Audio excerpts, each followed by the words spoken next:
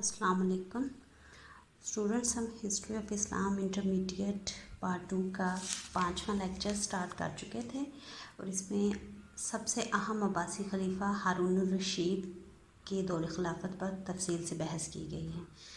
गुज़िश्ता lecture में हम हारून रशीद के इब्तदाई हालात, उसकी तालीम व तरबियत, मुख्तलिफ़ महमात, बैत का सारा सिनेरियो, अहम वाक़यात और बगावतों के बारे में पढ़ चुके हैं।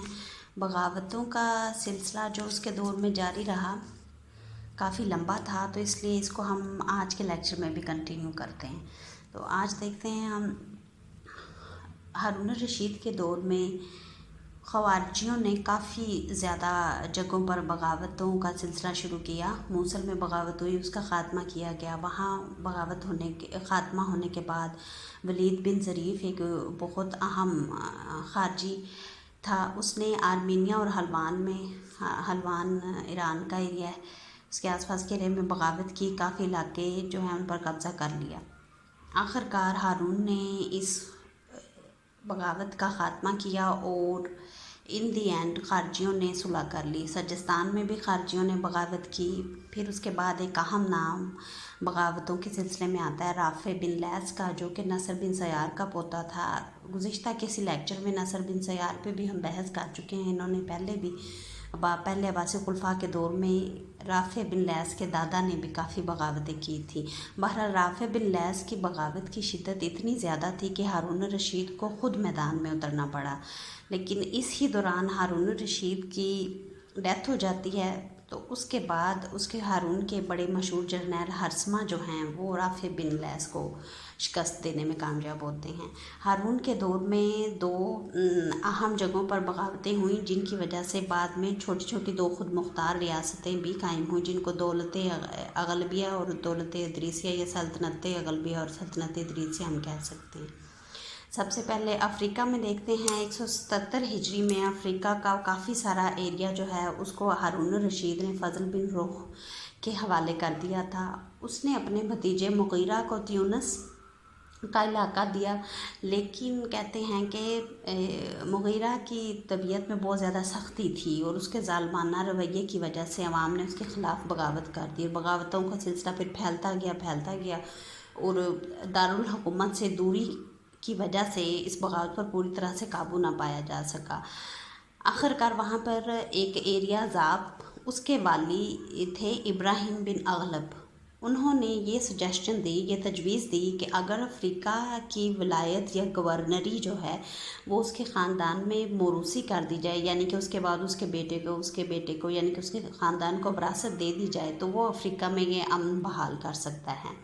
हारून बहुत ज़्यादा कम्युनिकेशन की कमी की वजह से भी और वैसे भी मुख्तलिफ़ जगहों से बगावतों और बदअमनी से इतना तंग आ गया था कि उसने आखिरकार इस शर्त को मान लिया और इब्राहिम बिन अगलब जो है एक मखसूस हद तक सालाना खराज यानी कि टैक्स देने पे भी रजामंद हुआ और खलीफा के नाम का खुतबा पढ़ा जाता रहा। लेकिन आहिस्ता आहिस्ता अंदरूनी खुद मुख्तारी इस सल्तनत ने हासिल करना शुरू कर दी और त्यूनस और अलजायर की एक अलग से छोटी खुद मुख्तार रियासत कायम हुई, जिसको दौलत अगलबिया कहा जाता है। आजकल के दौर में इब्राहिम बिन अगलब के नाम से इसको दौलत अगलबिया कहा जाता है। आपको ये शॉर्ट क्वेश्चंस में आ सकता है कि दौलत अरबिया या सल्तनत अगलबिया के बारे में आप क्या जानते हैं, तो इसको आपने अच्छे से याद रखना है।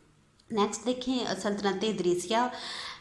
इदरीस बिन अब्दुल्ला हादी के ज़माने में उसके अपने जो अहम उसके जो हामी थे उनमें से उनके एक मामू जो हैं वो जान बचाकर मगरबी अफ़्रीका में गए। वहाँ उन्होंने बर्बरों की मदद से इदरीसी हुकूमत कायम की और लेकिन उसके दौरान उनकी वफ़ात होगी, लेकिन उनके बेटे का नाम भी इदरीस सानी ही लिखा गया और लोगों ने उसके हाथ पे बैत कर ली और यही कि कम्युनिकेशन की कमी की वजह से हारून को सल्तनत इदरीसिया को भी काफ़ी हद तक अंदरूनी खुद मुख्तारी जो है वो देनी पड़ी। अफ़्रीका की ये जो आज़ाद और नीम आज़ाद रियासतें थी, इन्होंने बहरहाल हारून ने इस सिलसिले में इस तरह के फ़ैसले ख़ारजा पॉलिसी को भी मद्देनज़र रख कर किए थे, क्योंकि ये रियासतें जो हैं वो ख़ानदान दौलत अब्बासिया या खिलाफत अब्बासिया और उंदलस की बनु उमैया की हुकूमत जो कि जिनसे ज़ाहिर है इन्होंने छीनी थी हुकूमत अब्बासियों ने, उनके दरमियान में इन्होंने बुफर स्टेट का काम किया। बुफर स्टेट स्टूडेंट्स वो स्टेट्स होती हैं, वो छोटी स्टेट्स होती हैं जो दो बड़ी दुश्मन कह लें या जिनके आपस में, दो बड़ी रियासतों के आपस में तनाज़ात चल रहे होते हैं, उनके दरमियान में मौजूद होती हैं, और जिसकी वजह से काफ़ी हद तक जंग को रोका जा सकता है और मसालहत और पेपर टॉक्स के या टेबल टॉक्स के ज़रिए मामला को हल किया जा सकता है। तो ये सल्तनत इस वजह से भी फ़ॉरेन पॉलिसी को मद्देनज़र रखते हुए भी हारून ने दौलत अक़लबी और सल्तनत इदरीसिया को खुद मुख्तारी दी। फिर हारून के दौर में देखें अहम वाक़यात या बगावतों या जंगों से मुतल्लिक़ देखें, रोमियों से जंगें हुई। आप लास्ट लेक्चर्स में बड़ी तफसील से पढ़ चुके हैं कि 16 साल की उम्र में ही हारून ने ईसाइयों को शिकस्त दी, बाज़नतीनी हुकूमत टर्की और मशरक़ी कलीसिया को और वहाँ के ही मलका आयरीन के साथ आखिरकार उसको मुआहदा करना पड़ा 4 साल का।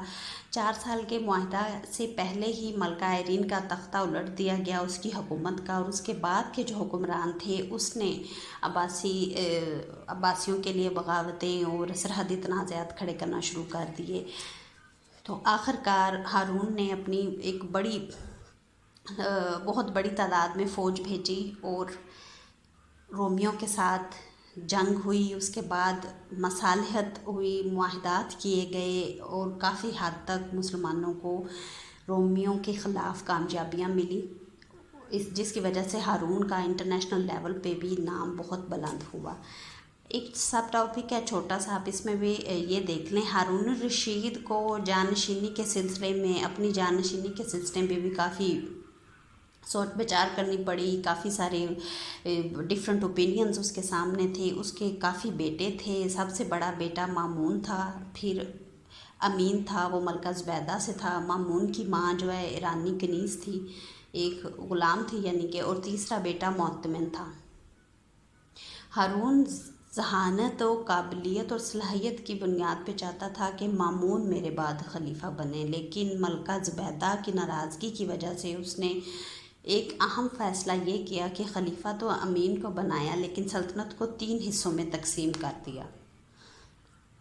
अरब के गिरदोनुमा का इलाका अमीन को दिया, ईरान और खुरासान का इलाका मामून को दिया गया, तब्रेज़ और आर्मीनिया वगैरह मोअत्तमिन को दिए गए। और हारून ने अपनी और ख़लीफ़ा अमीन को बनाया कि उसके बाद फिर मामून और फिर मोअत्तमिन होगा, और लेकिन सल्तनत का अंदरूनी इंतज़ाम जो है वो तीनों भाइयों के दरमियान में तकसीम कर दिया गया था। लेकिन हारून की ये कोशिशें कोई इतनी समर आवर साबित नहीं हो पाई।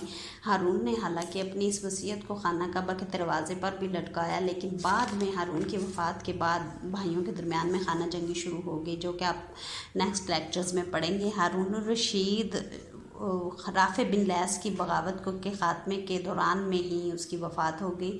4 जमाद सानी 193 हिजरी को, मार्च 809 ईस्वी बनता है बरोज़ हफ्ता को, तो उसके मुकाम पर हारून इंतकाल कर गया, वहीं पे दफन हुआ।